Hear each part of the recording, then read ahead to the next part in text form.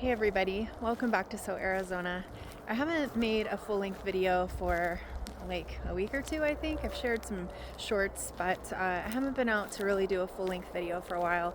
So I thought I would just do kind of a check-in and sort of the state of the garden right now, some of the things that I am working on, and just kind of a general hangout and chit-chat. So hopefully that's all right with you. I was up in Phoenix over the weekend. The Phoenix Seed Swap was doing their garden fair this weekend, or past weekend, and it was so nice. It was really nice to be able to see garden friends and to be able to look around. They had it set up kind of like a farmer's market, so there were all of these tents and people were selling plant starts and seeds and things that they had made and fertilizers and just all sorts of things. So I think there was a bread baker there too who had some really delicious looking bread and just lots of different things. And then they had workshops or classes, and I actually got the honor of teaching one, and it was all about native bees. And I had a really good time sharing with everybody, had a good turnout for the class, and just overall had such a great day just visiting with like-minded gardeners who love to talk about plants as much as I do. My onions are doing good.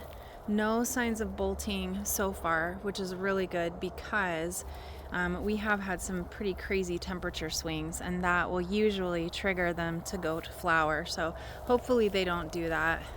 I didn't think I was going to get any cabbages at all, but they're actually starting to form heads. I've harvested 3 or 4 of them, as well as all the Chinese cabbage, and oh my goodness, it was so good.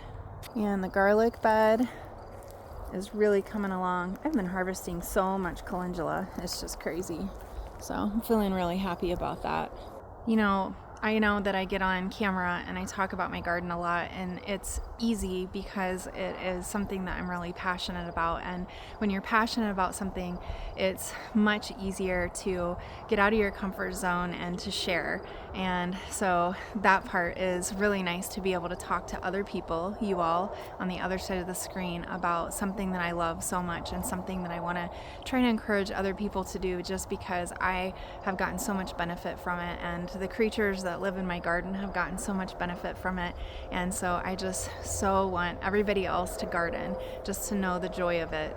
And that is part of why it was so nice to go up to Phoenix to talk to other gardeners and to share that joy together. But I'm not gonna lie, I was pretty nervous about that class, just because public speaking is still a little bit hard for me.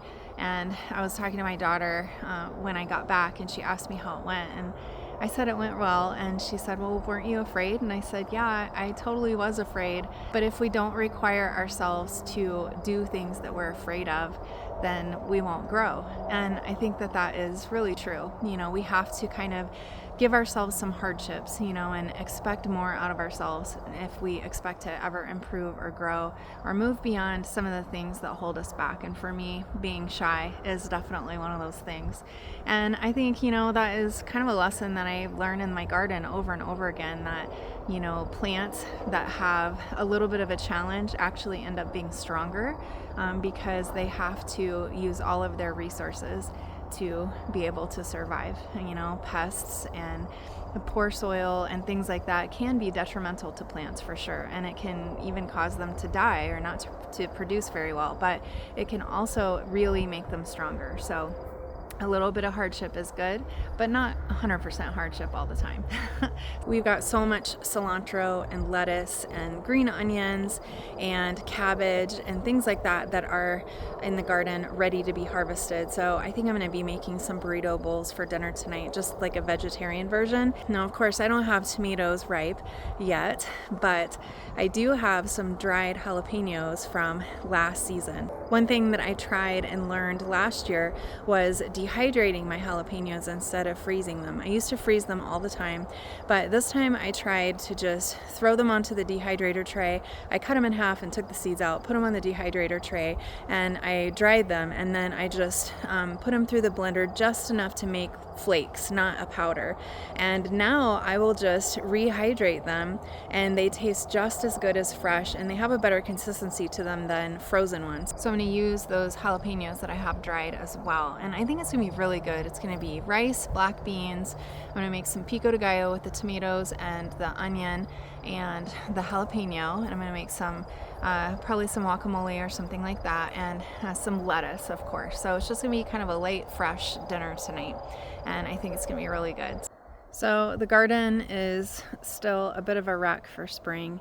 It's basically a series of tents and row covers and things like that. Over here too, another row cover. I just kind of stretched it across 3 of these different squares because I just planted tomatoes in there.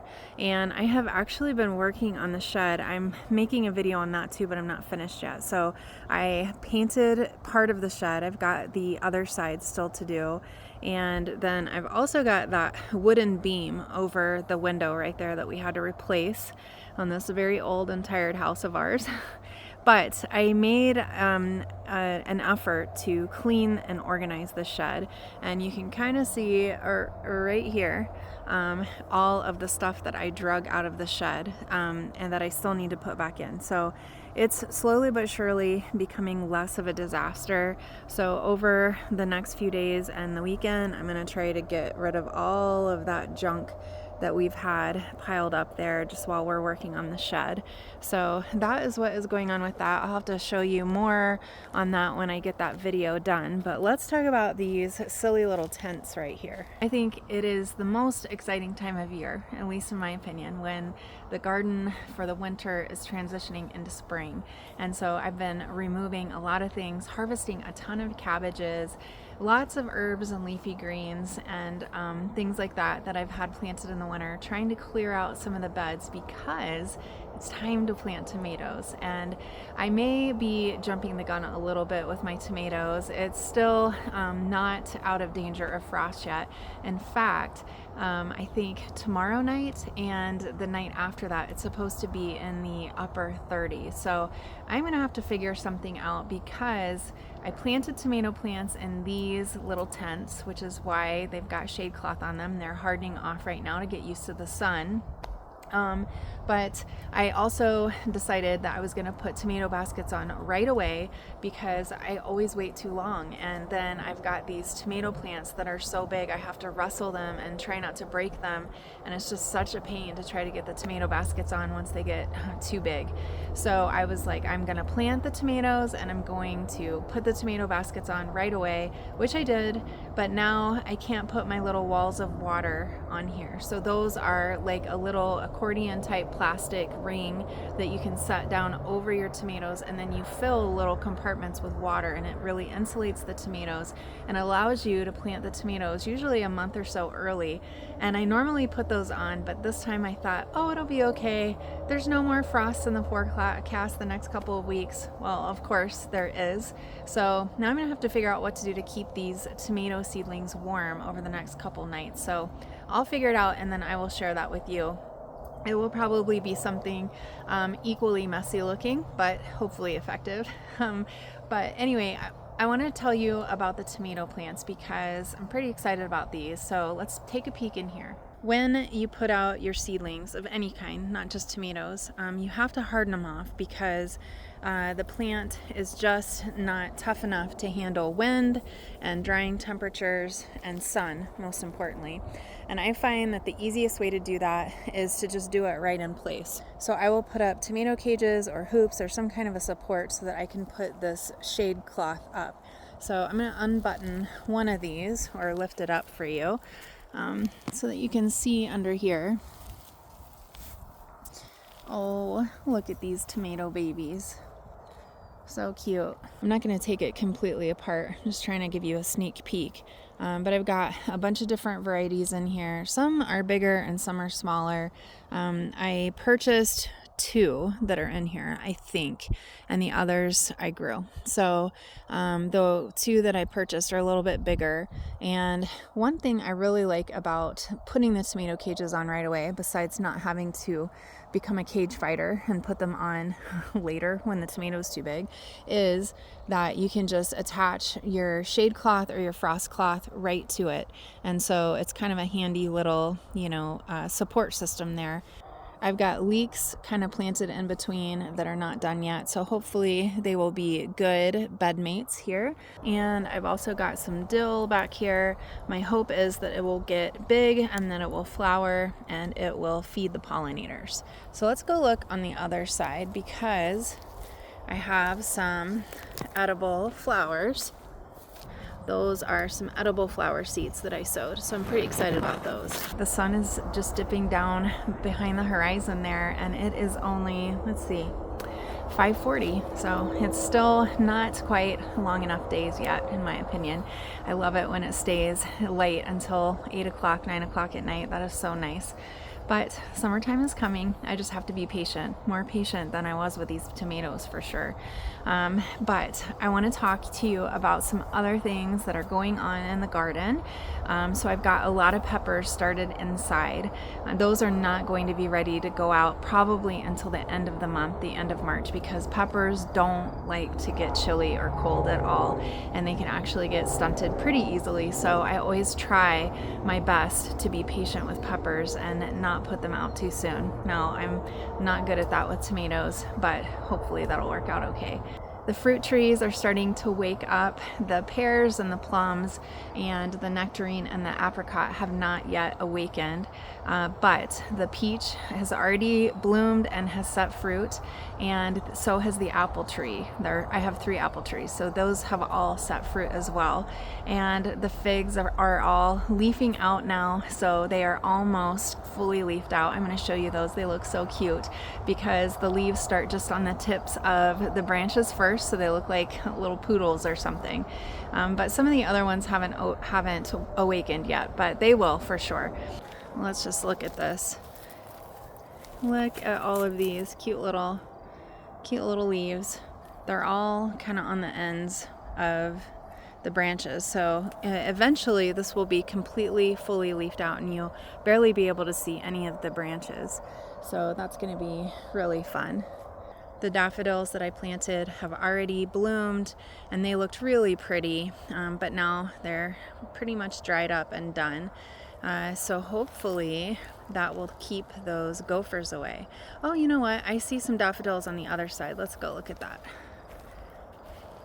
As you can probably tell, I have lots of weeding to do, as always. But here are some daffodils. Let's look how cute those look. Now imagine if all of them had come up and they were a pretty little ring. That's how all the other trees looked. And in case you're wondering about all this grass, this is kind of an experimental spot. I planted wheat around the edges as well as some garlic and some onions to try to keep the gophers away. So that is a test I'm doing based upon some things that I've been reading. So I'll let you know how that goes. This one's got some little desert bluebells here along with some of the daffodils. So it's really cute. This little plum tree has not awakened yet, so I hope it does. I removed the shade cloth so the butterflies could get to all of these flowers here, and they're looking pretty good.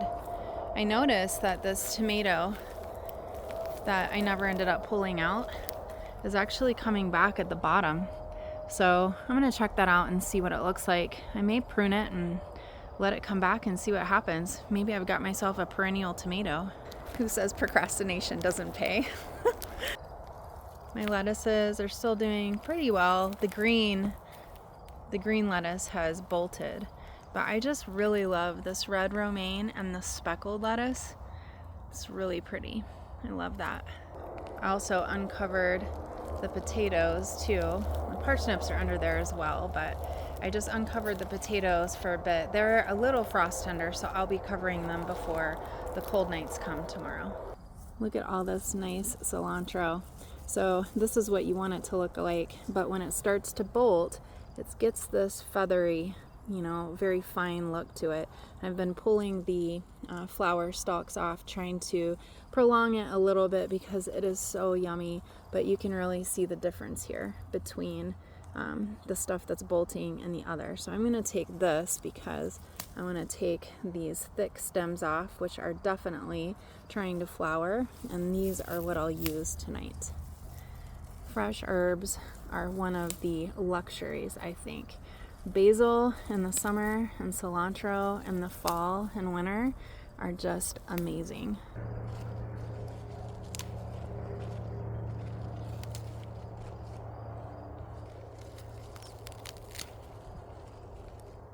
So yummy.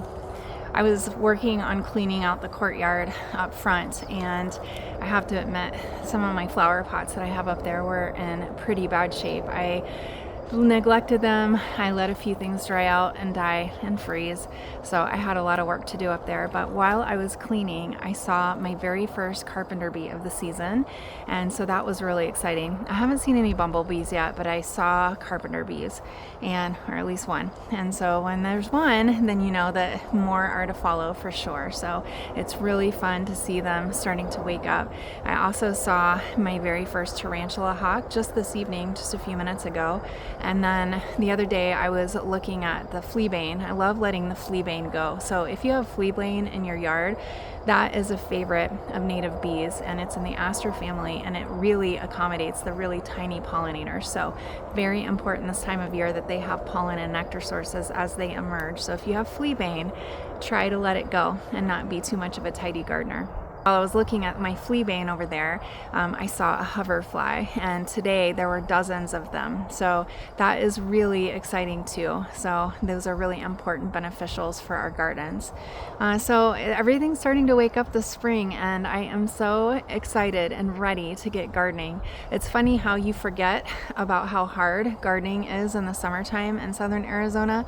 After a winter break, it seems like it's not that big of a deal, but I will be reminded the first 100-degree day and the first sunburn that I will probably get, despite my best efforts not to, it will remind me that it is difficult to garden here, but so worth it. All right, let's look at a few more things. I can't stand it. Look at these peas. I'll put the variety on the screen here for you, but these are really good. And what's funny about this is that, let me back up, these just came up volunteer here next to these barrels. I had sorted through some dried pea vines because I was using them as a mulch, and apparently I spilled quite a bit of seed.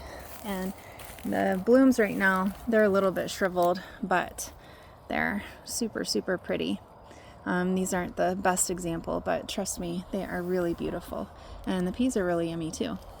This is one of my many patches of fleabane. It just looks like a little daisy. They close up at night and in the morning, so most of these are not open, at least not very well. There we go. Better focus. So pretty. The yarrow has all come back. It spreads both underground and through seed. So if you want to plant yarrow, I think it makes an excellent ground cover, and it is especially accommodating for the very tiny native bee pollinators. So I really love doing that. However, it does spread. So if you plant it, make sure it's in a space where you're okay with it doing that.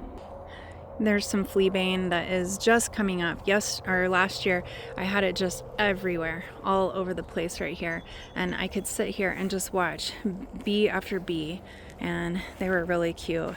I had to uncover my apple trees so that the bees could get to them to pollinate them, but now I'm seeing that I've got myself some fruits here, so I'm gonna have to cover that up. So that I can come back out and sort through those and decide which ones I want to keep and which ones I don't. But there are a few that are still blooming, so maybe not quite yet. But I brought you over here. And look, I mowed my grass, y'all. Are you proud of me? We'll see how long that lasts. But I wanted to show you some of the peaches up here. So not all of them are gonna stay, I'm sure, and I'll have to thin some too. Technically, you're supposed to thin to every 6 inches, although to be honest with you, I'm never that harsh. I probably could get bigger, better peaches, but who could just throw away perfectly good peaches like that? But I do try to do some, so that way I get something that is a little bit bigger than a raisin. I will be back in just a couple of days to let you know how the shed is doing and some of the other things that are going on in the garden, because if I took you around and I showed you every single thing that's happening in the garden right now, this video would probably be an hour long and I would not ever get my dinner cooked. So I will have to wait for that until next time. Thank you all so much for hanging out with me in the garden. I'm Kara from Arizona. Until next time, happy gardening.